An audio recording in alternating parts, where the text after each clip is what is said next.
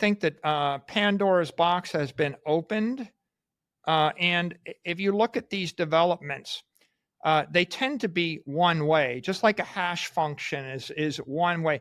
There are certain things that once you've done them, you can't undo them. Once you've seen it, you can't unsee it. I'll give you an example.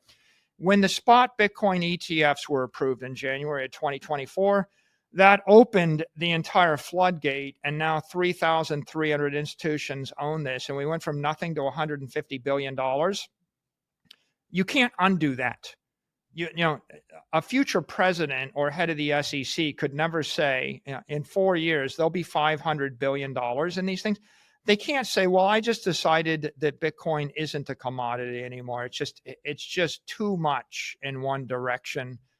And once banks start to bank Bitcoin, when Bitcoin spreads through the banking system and there's $1 trillion of digital capital in the banking system, it won't just be in the US, it's a virus.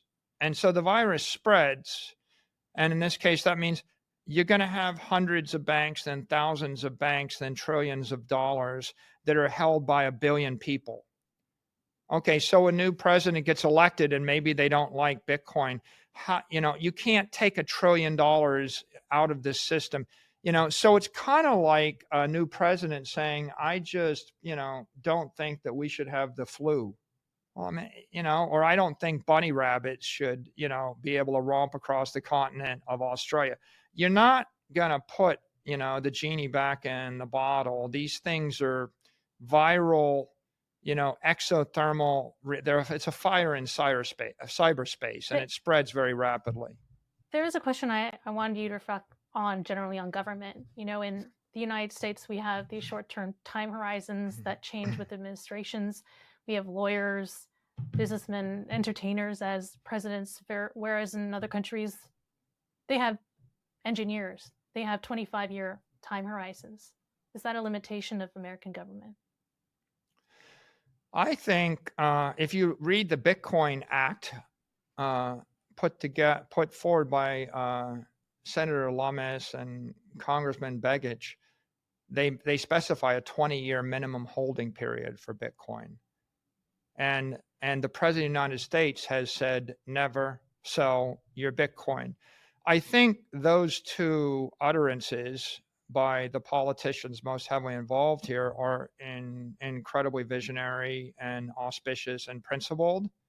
And so I actually believe that the United States has some very principled leadership that has an ambition to make this nation great, not make this nation great for 4 years. I think the goal is to make this nation great throughout the 21st century and thereafter.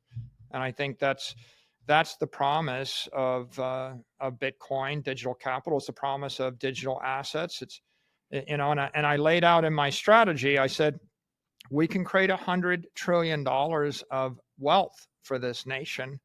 We need principled leadership.